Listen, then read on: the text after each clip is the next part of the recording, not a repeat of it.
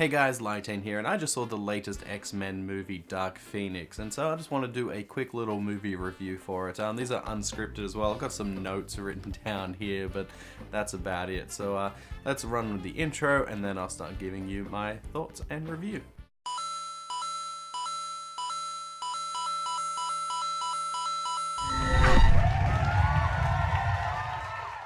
Dark Phoenix is the latest X-Men film in the X-Men reboot series that's been going on ever since First Class came out. This is like the fourth movie in that series, and I think it's going to be the last as well, because now that Disney owned Fox, I think they're going to change things up and do something new with the franchise. But let's not worry about all of that. Let's see if Dark Phoenix was any good. Any good superhero film, you need some action, and there is plenty of it in this film. There are quite a few different action set pieces in different locations doing different things, showing off different mutants' abilities and different combinations as well. It is really, really good. The final fight scene is particularly well done, and it's really exciting for the most part.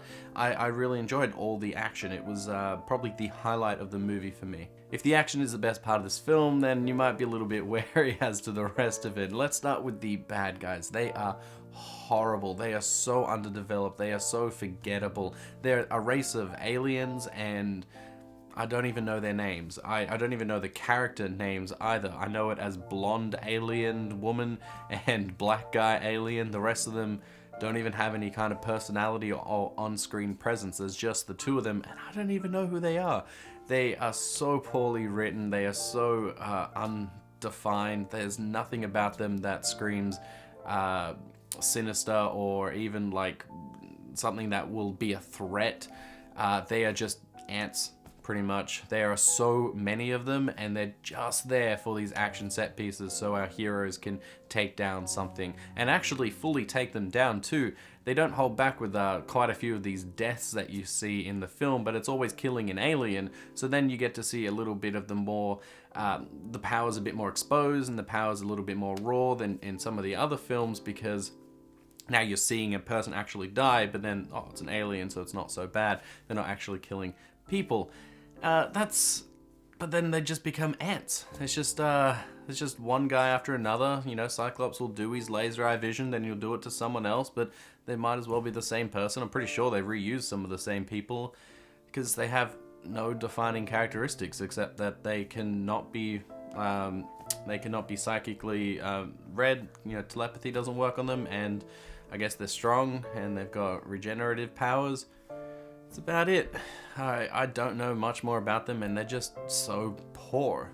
The other main antagonist is Phoenix, and I think this name is only said one time in the entire film, when they're at a party and they're like, "Oh, we all thought you were dead, and then you came back just like a phoenix." I'm like, okay, is that it? That's the entire length. That's the only time they say the word Phoenix in the entire film.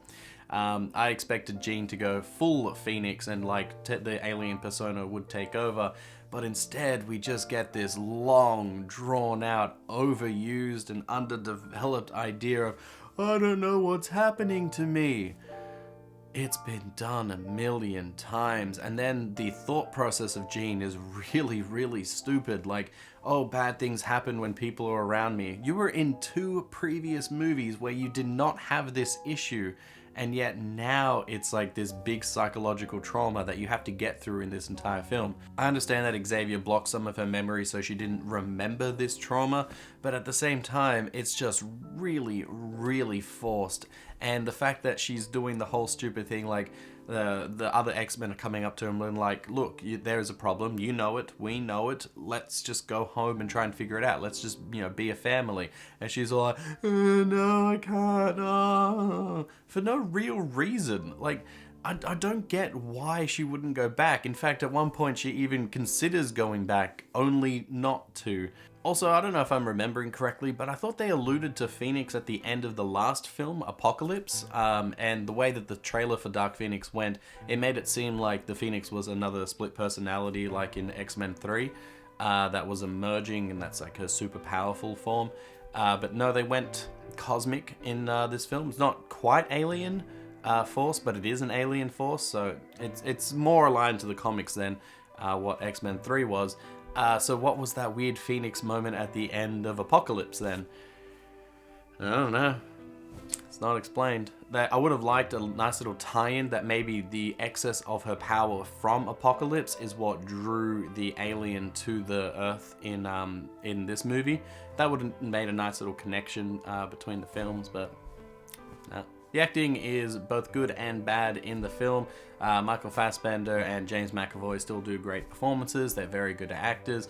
The rest of the people are kind of hit and miss. Hank, I can't remember his real name in this film, actually does some good acting. You know, Beast. Jean is mostly crummy, and that's mostly due to the fact that she's written so poorly.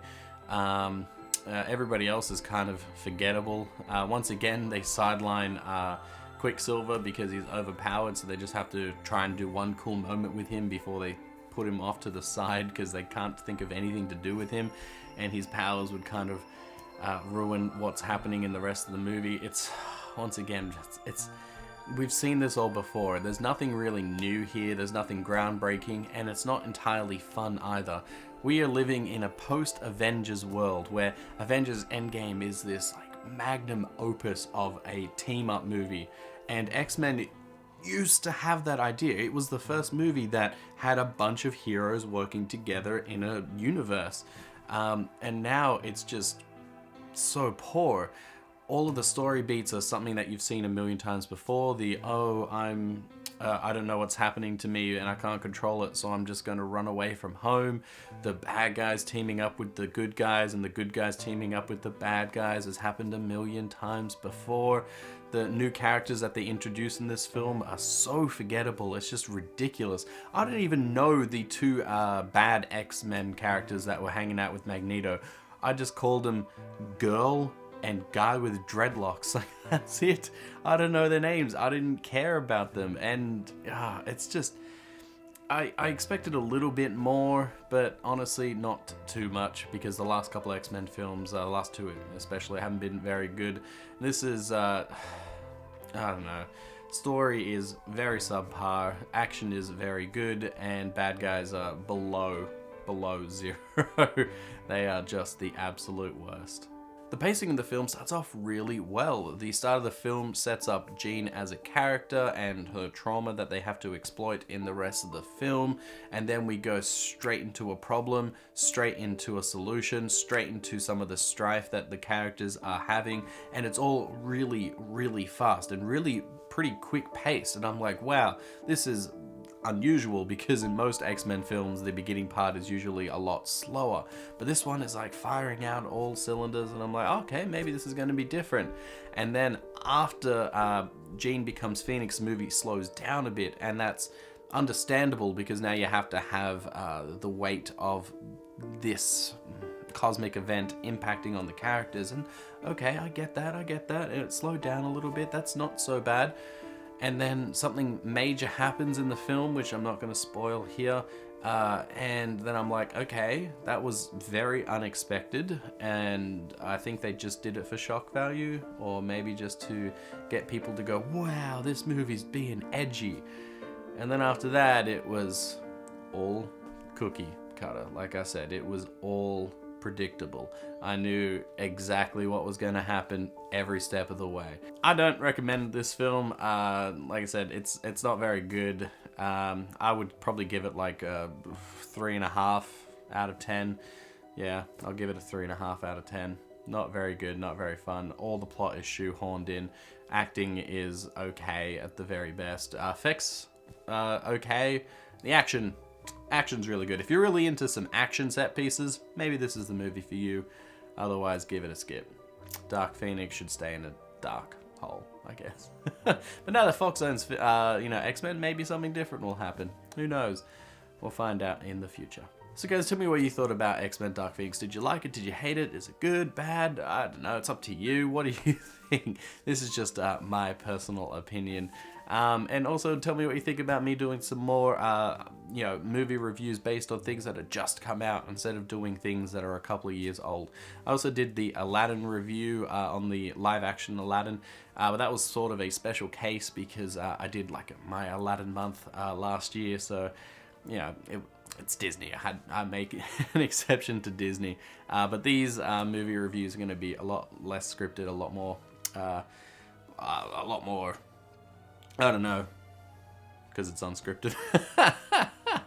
Wow, I just really lost the end of my train of thought. This is what happens in real life, and now I'm rambling, which is also what happens in real life. So I'm just going to say, don't forget to like and subscribe, and I'll see you guys next time. Bye.